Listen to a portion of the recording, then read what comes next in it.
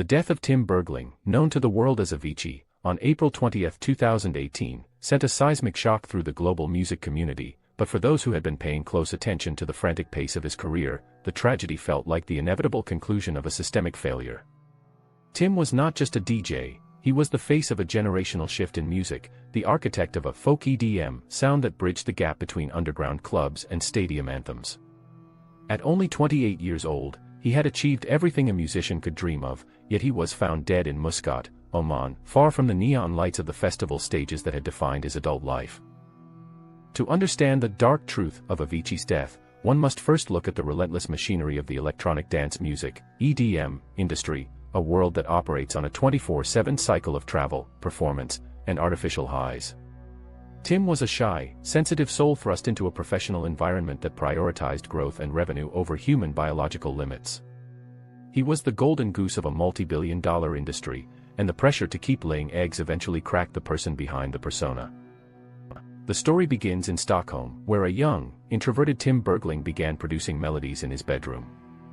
His rise was meteoric, fueled by an obsessive work ethic and a melodic sensibility that was nothing short of genius. By the time Levels became a global phenomenon in 2011, Tim was no longer an individual, he was a brand. The EDM boom of the early 2010s was a gold rush, and Avicii was the primary vein of ore. His management team, led by Ash Pornori, saw the potential for a global icon, but the schedule they constructed was one that would have broken even the most seasoned veteran. Tim was performing over 300 shows a year, frequently flying across multiple time zones in a single week. For a person who struggled with social anxiety and the overwhelming sensory input of thousands of screaming fans, the only way to cope was to self-medicate. The industry's dark truth starts here, the normalization of alcohol and substances as a tool to manage the crushing weight of fame and the exhaustion of the road. Inside the bubble of the Avicii tour, the boundaries between professional ambition and personal health became dangerously blurred. Tim's physical health began to deteriorate as early as 2012, when he was hospitalized with acute pancreatitis, a condition often linked to excessive alcohol consumption. Despite the clear warning signs from his body, the machine did not stop. He was pressured to keep performing, often being discharged from hospitals and sent straight to a private jet for the next gig. The 2017 documentary Avicii, True Stories provides a harrowing look at this period, showing a visibly frail Tim being asked about interviews and show dates while he could barely keep his eyes open. This is the hallmark of VIP culture in the music industry, the idea that the show must go on at all costs, and that the artist's unhappiness or fatigue is merely a hurdle to be managed by the entourage rather than a cry for help. The psychological toll was even more profound than the physical. Tim was a perfectionist who felt a deep sense of responsibility toward his fans and his team. He hated letting people down, and his management reportedly leveraged this sense of guilt to keep him on the road. The industry treats artists as commodities with a limited shelf life. There is a pervasive fear that if you stop touring, you will be forgotten. For Tim, who genuinely loved the creative process of making music but loathed the circus of touring, this created a devastating internal conflict. He was trapped in a gilded cage of his own making, earning millions of dollars while his mental state spiraled into a dark abyss of depersonalization and existential dread. He began to question the meaning of his success and the authenticity of his life, a journey into philosophy and meditation that was ironically cut short by the very pressures he was trying to escape. When Tim finally announced his retirement from touring in 2016, the world thought he had saved himself. He wrote an emotional letter to his fans, expressing his need to reclaim his life as a real person behind the artist. He spent the next 2 years traveling, exploring spirituality, and working on new music at a pace that finally felt sustainable.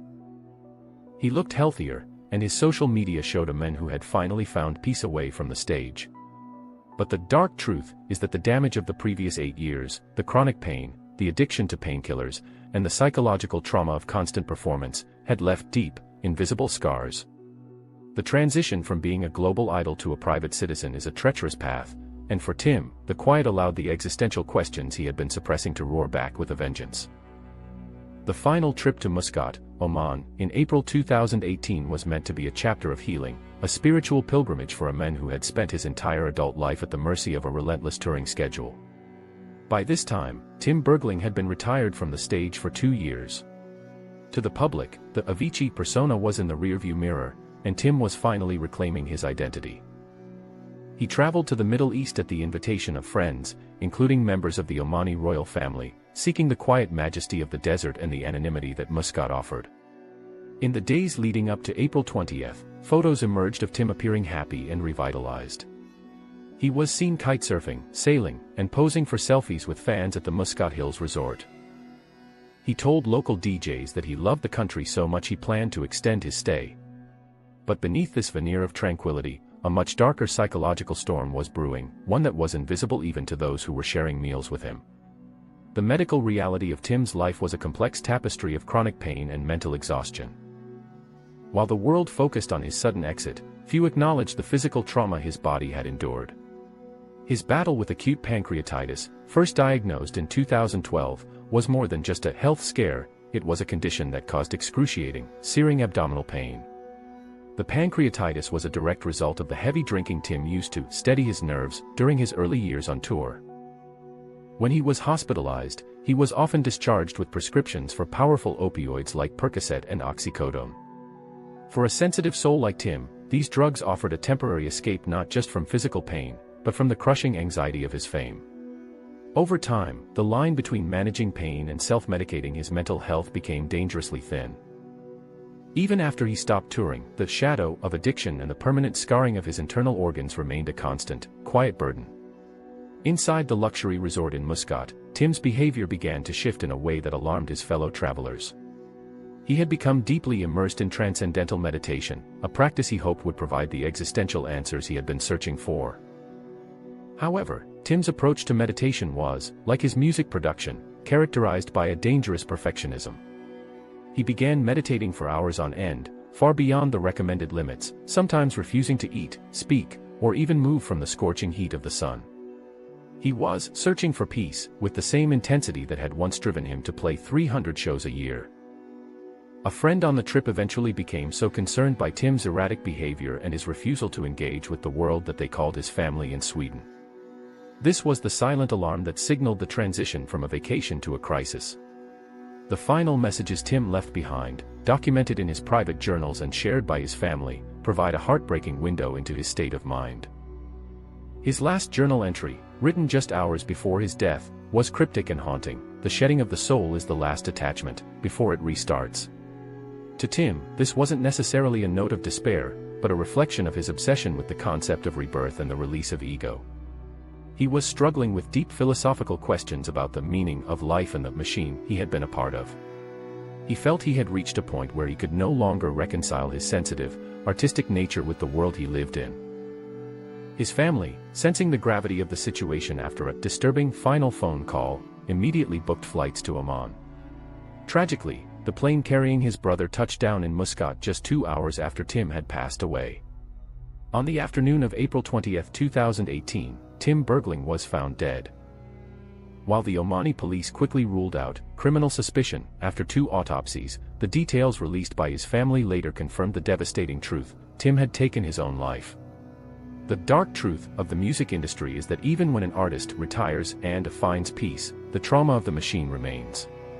The industry had taken a healthy, creative teenager and turned him into an exhausted, chronic pain-suffering adult who felt he had no choice but to find peace on his own terms. Tim's death was not a sudden act of impulse, but the final station of a journey that had been accelerating for nearly a decade. The release of the documentary Avicii, True Stories in late 2017 serves as one of the most haunting pieces of forensic evidence in the history of the music industry. Directed by Levon Zakirishvili, a close friend who followed Tim for years, the film was intended to show Tim's transition from a touring juggernaut to a studio-focused artist. However, in the wake of his death, it became a chilling indictment of the system that surrounded him. The footage captures moments that are difficult to watch: a visibly sedated and exhausted Tim being driven to a show in a car, his head lolling as a member of his team asks him about doing a radio interview. In another scene, Tim is in a hospital bed, physically withered after his gallbladder and appendix removals, while a manager discusses the next leg of the tour. This documentary was a cry for help that was broadcast to the world while Tim was still alive, yet it did not trigger the total cessation of the machine that he so desperately needed. The central conflict of Tim's career, and arguably the most controversial aspect of his life, was his relationship with his management, specifically Arash Ash Pornori. Ash was the man who discovered Tim on an internet forum and saw the genius in his melodies. Together, they built an empire, but the cost of that empire was Tim's autonomy. In the documentary, Tim is seen repeatedly telling his team that he is going to die if he doesn't stop touring. He expresses a profound sense of existential dread every time a new block of shows is added to his calendar. The dark truth revealed here is the power dynamic between an introverted, people-pleasing artist and a goal-oriented, high-stakes management team. While Ash Pournouri has maintained that he always looked out for Tim's best interests and encouraged him to take breaks, the footage tells a story of a young man who felt he was being treated as a product rather than a person. One of the most prophetic moments in the film occurs when Tim explains his decision to quit touring in 2016. He speaks with a level of clarity that is both inspiring and terrifying, stating that he has finally realized that life is not about the pursuit of more, but about the preservation of self. However, he also notes that even after he announced his retirement, he faced immense pushback. He describes the guilt he felt when people told him he was leaving money on the table or that he was letting down the brand. This psychological manipulation, whether intentional or a byproduct of the industry's competitive nature, was the primary catalyst for Tim's decline. In the EDM world, success is measured by top 100 DJ rankings and ticket sales, metrics that are inherently hostile to an artist who values depth, quiet, and reflection. The medical reality of Tim's condition during the filming of True Stories also highlights a failure of the duty of care. Tim was suffering from chronic pain and a high level of anxiety, yet he was often placed in environments, like backstage areas and VIP lounges, where alcohol was the only social lubricant.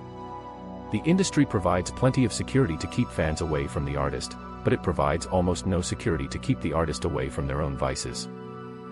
The documentary shows Tim attempting to communicate his needs, only to be met with solutions that involved more travel or more compromises. This is the dark truth of the intervention that came too late. By the time his team and family realized the depth of his spiritual and physical crisis, the momentum of the Avicii brand had already pushed Tim past his breaking point. Following his death, many began to look back at his lyrics as a roadmap of his suffering. Songs like SOS and Help Me were not just catchy hooks, they were literal pleas for assistance. In SOS, he sings, "Can you hear me? SOS/help me put my mind to rest." This was not metaphorical poetry. Tim was experiencing a total collapse of his mental equilibrium, a state where he felt he was constantly acting a role that he no longer identified with. The prophetic nature of his music and the documentary created a narrative of a man who told the world exactly how he was going to die, yet the world, caught up in the rhythm of the beat, kept on dancing. The aftermath of Avicii's death saw the music industry forced into a mirror, confronted with the reflection of its own predatory nature. For years, the narrative of the struggling artist had been romanticized as a necessary ingredient for creative genius, but Tim Bergling's passing stripped away that veneer, revealing a cold, structural failure. In the months following the tragedy, the Bergling family did something brave and atypical for a celebrity estate. They didn't retreat into a silent settlement or litigate against the industry. Instead, they leaned into the dark truth, creating the Tim Bergling Foundation. Launched in 2019, the foundation was established not just to honor Tim's memory, but to advocate for the recognition of suicide as a global health emergency. They began a mission to remove the stigma associated with mental health and to demand that the music industry implement a mandatory duty of care for its performers. This wasn't about a single artist, it was about dismantling the machinery that treats human beings like high-yield commodities. The foundation's work has sparked a revolution in how music labels and management firms operate. Today, several major labels have introduced mental health support programs as a standard part of their contracts. There is a growing movement toward mental health riders, legal clauses that allow an artist to cancel or postpone shows without financial penalty if their psychological well-being is at risk. This is the direct result of the Avicii effect. The industry finally realized that the death of a superstar is not just a human tragedy, it is a long-term economic failure. By ignoring Tim's cries for help, the machine lost decades of future music. This shift in perspective, though driven by a mix of empathy and economics, represents the first real change in the EDM landscape since the boom began. The foundation has also focused on school-based prevention and climate change, reflecting Tim's own holistic view of the world's problems. One of the most poignant moments in this posthumous journey was the release of the album TIM in June 2019. The album was composed of the tracks Tim had been working on in the months leading up to his death. His collaborators, including Albin Nedler and Christopher Fogelmark, had to piece together the music from Tim's meticulous notes and half-finished files. The result was a hauntingly beautiful, deeply personal record that felt like a conversation from beyond the grave. Songs like Heaven and Peace of Mind showcased a man who was musically reaching a new peak even as he was psychologically reaching a valley. The release of the album served as a collective wake for his fans, a chance to hear his voice one last time and to understand that even in his darkest moments, his primary drive was to create something that would make people feel less alone. The dark truth of the music industry also involves the fans themselves. For years, we as consumers demanded more tours, more songs, more access to the lives of our idols. We watched the True Stories documentary and continued to buy tickets to the next festival. Tim's death forced a reckoning with the culture of consumption. Fans have become more protective of their artists, often being the first to call for a tour cancellation if a performer looks unwell. This shift in the social contract between the artist and the audience is a vital part of Tim's legacy. He taught us that the person on stage is not a god or a machine, but a human being who is vulnerable to the same pressures and pains as the person in the front row. The global tributes, from the ringing of church bells in Utrecht to the naming of the Avicii Arena in Stockholm, are not just about his music, they are about the conversation he forced the world to have. So, what is the final answer to the tragedy of Avicii? The truth is that Tim Bergling did not want to die, he wanted the pain to stop. He wanted the pressure to stop. He wanted to be Tim, but the world demanded Avicii. His life was a masterpiece of melody, and his death was a masterclass in the consequences of systemic neglect. He left behind a blueprint for how to find beauty in a world that can feel incredibly cold, but he also left behind a warning that beauty requires protection. The music industry is slowly changing, but it remains a dangerous place for the sensitive and the introverted. Tim's story is now a mandatory chapter in the education of every new artist, a reminder that the most important level to achieve is not the one on a chart, but the one in your own heart. As the sun sets over the Avicii Arena, the lights flicker on, but the atmosphere is different now. There is a sense of watchfulness that wasn't there before. Tim Bergling is gone, but his presence is everywhere, in every artist who takes a mental health break, in every manager who prioritizes a timeout, and in every fan who realizes that the music is only beautiful because of the human soul behind it. The dark truth has been dragged into the light, and while we can never bring Tim back, we can ensure that the music industry never forgets the cost of his genius.